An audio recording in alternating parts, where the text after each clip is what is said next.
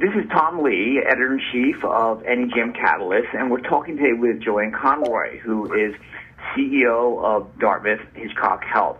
I saw her recently, and I asked her what was Dartmouth-Hitchcock's goal as they work to integrate with various other providers in Vermont and New Hampshire. And she responded that the goal was actually to help keep patients local. Now, that is something that people often say, but sometimes don't actually mean. But I became convinced that Joanne really meant it, and so I'd like to talk about that context. But first, let me ask Joanne to talk a bit about Dartmouth-Hitchcock Health, because I'm sure our listeners have heard of it, but they may not know the big bones of the organization you moved into. So thanks, Tom, for inviting me to participate in this conversation.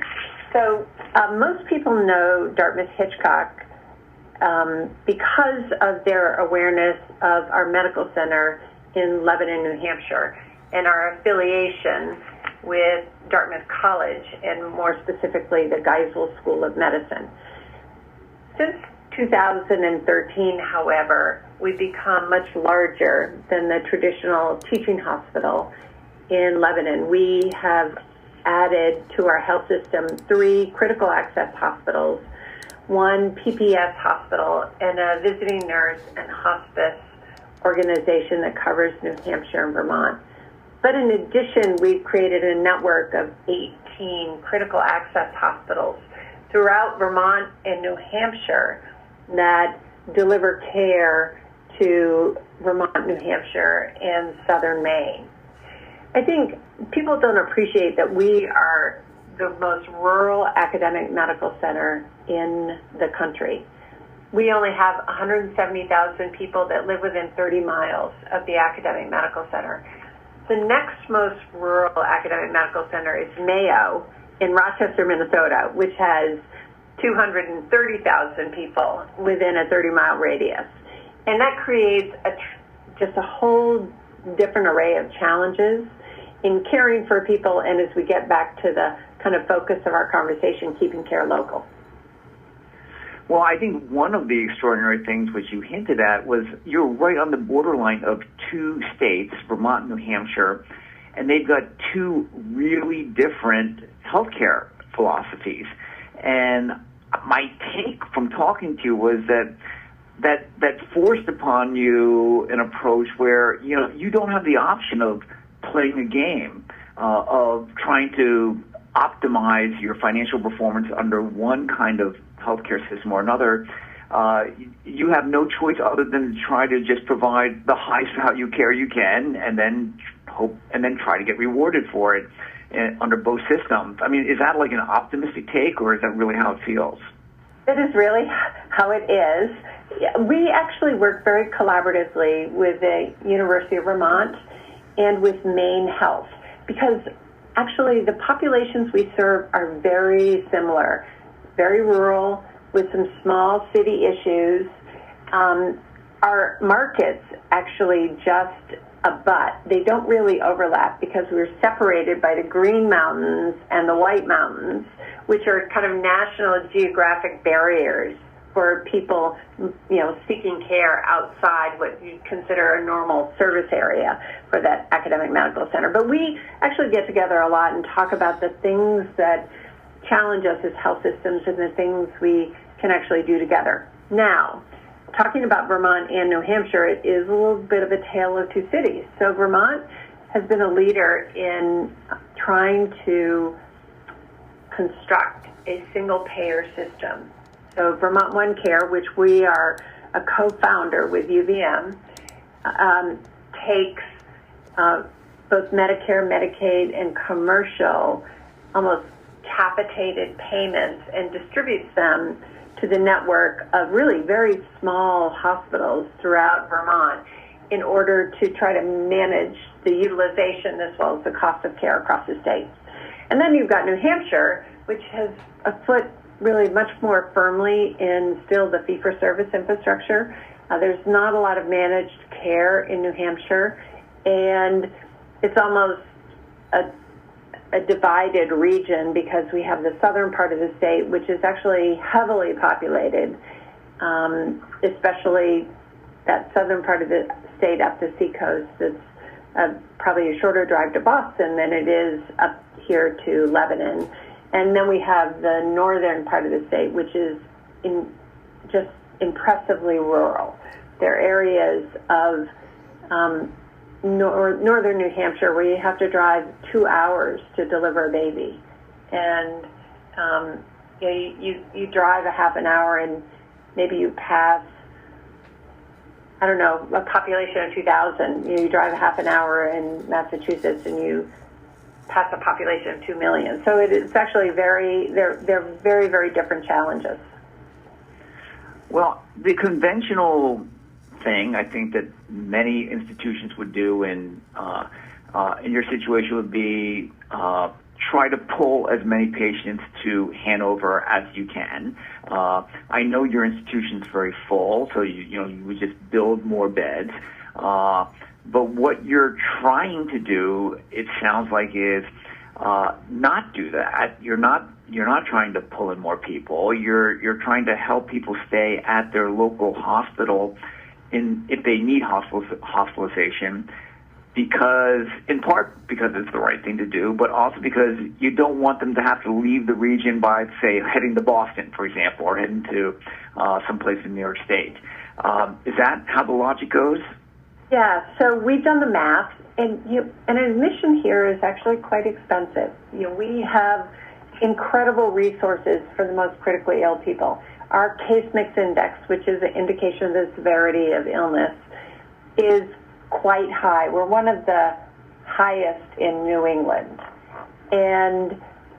But that means that somebody that has a low acuity of illness they shouldn't be in a bed here. They should be in a less expensive place to have their hip replaced or to have an admission to address issues around their congestive heart failure or diabetes, et cetera. This is probably not the place for low acuity care.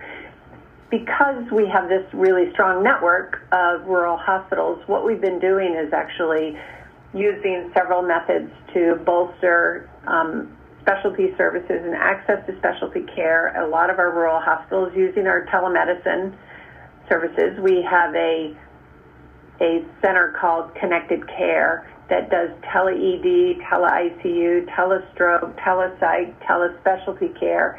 And we've been thinking about, how do we support the maternity network with, high-risk perinatal care.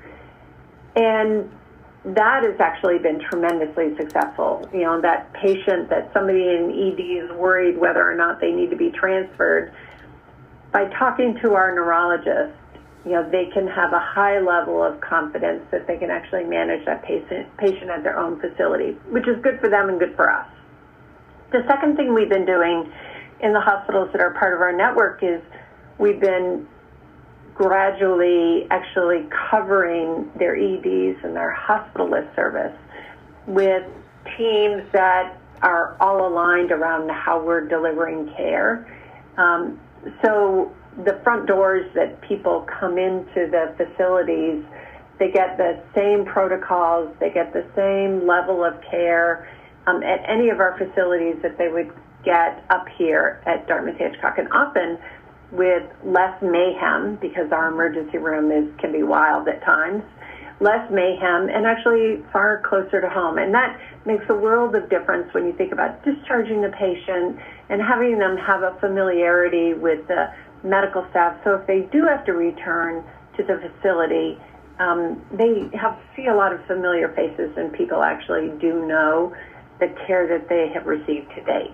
And we found that actually works incredibly well. Cheshire Medical Center, which is in Keene, New Hampshire, is about an hour and 20 minutes away from us. They were really faltering 4 or 5 years ago with decreasing census, probably fewer than 30 people in beds, and they were a PPS hospital. So we invested heavily in their ICU infrastructure, in their specialty access, building teams, helping to recruit the right people to provide appropriate levels of specialty care. And now they run census of 80 to 90 and have really, the institution is thriving, and that's perfect for that community. We don't need, nor do we want, all those people actually getting in cars and driving up to Lebanon to receive their care. It's, number one, we can deliver really outstanding care locally, and number two, they have a lower acuity needs and they can be cared for in the community. So we're getting everybody comfortable with the fact that they can receive great care locally. Well, it sounds to me like you're doing all the right things from the perspective of someone who has idealistic hopes for where healthcare is going. You're helping improve the quality care that people can get in convenient, lower-cost settings, as opposed to just pulling them toward relatively high-cost tertiary care type facility. But how is this working? How's this working? Are the payer, the fee-for-service system doesn't promote doing the right thing in terms of taking care of a region, but you seem to be making it work. How is it happening? So we are fortunate in that for every patient that we care for at a facility like Cheshire or Alice Peck Day, we've got many patients with high acuity issues waiting in line to get into that bed. The demand for the services here has increased significantly over the last few years, and they are high acuity transfers from other facilities that want to transfer their sickest patients here. We really struggle currently, or in our previous model, to actually care for them because we were at capacity all the time. So by actually making sure that as many people that can be cared for locally are cared for, it benefits those facilities in our network, and it also benefits us because we can accept a high acuity patient. And a lot of those, we're the trauma center for New Hampshire, and we get trauma transports all the time from southern Vermont, southern Maine, and all over New Hampshire. Those are the type of people that actually need to be in these beds. We have a pretty sophisticated cardiology, kind of structural cardiology team, and again, the most complicated patients actually need to be here. And those are the people that we now have a capacity to care for. Now, I would say we have close to 300 potential transfers a month that are high acuity that we have to turn away.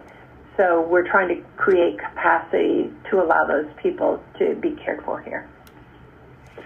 Well, you are pursuing a strategy that makes sense. It is the right thing for the region. Now, the last question I want to ask you is basically, how do your physicians and nurses and your board feel about it? Like, pride tends to be something local, very local. Do they get the regional strategy? Do they embrace it? Do they feel proud of it? Yeah, it's all about relationships. So we have spent a lot of time talking to people about thinking more broadly, thinking about the system, and that means a much broader footprint than Lebanon, to think about creating access points for patients to receive care that are outside of Lebanon, and to kind of change the Lebanon-centric nature of how we view our health system. So we've been pretty successful doing that. Now, not everybody is on the road, but I'd have to say our orthopedic surgeons, our neurologists, our cancer teams are actually very comfortable going out to all of our facilities across New Hampshire, Vermont. We have oncology access points in Peterborough, New Hampshire, Bennington, Vermont, St. Johnsbury, Vermont, Manchester, New Hampshire, Nashua, Concord, as well as the NCI designated cancer center up here in Lebanon. Our orthopedic surgeons are in Concord, Manchester, Nashua, Alice Peck Day, as well as New London Hospital.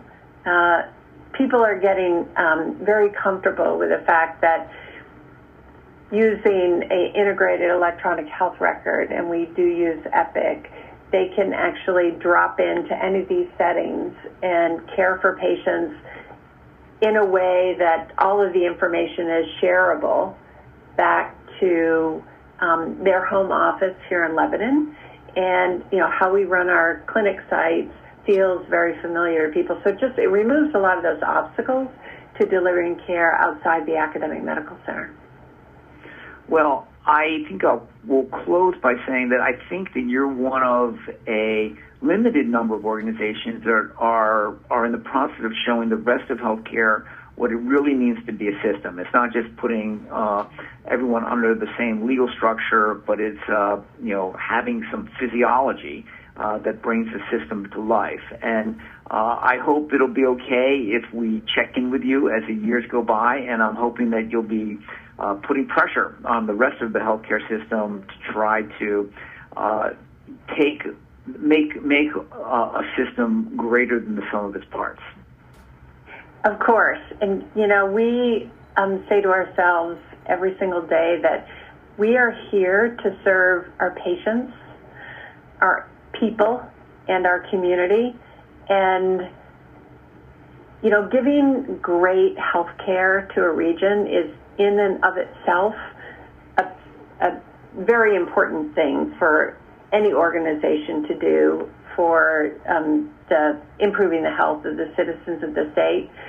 But our role in demonstrating how you can actually achieve scale and how you can benefit a broader population and how you think outside the walls of the institution is just as important as the care we give. So we try to be just a great citizen at a state and a local level at the same time. Healthcare is far broader than just what happens within the walls of our facility.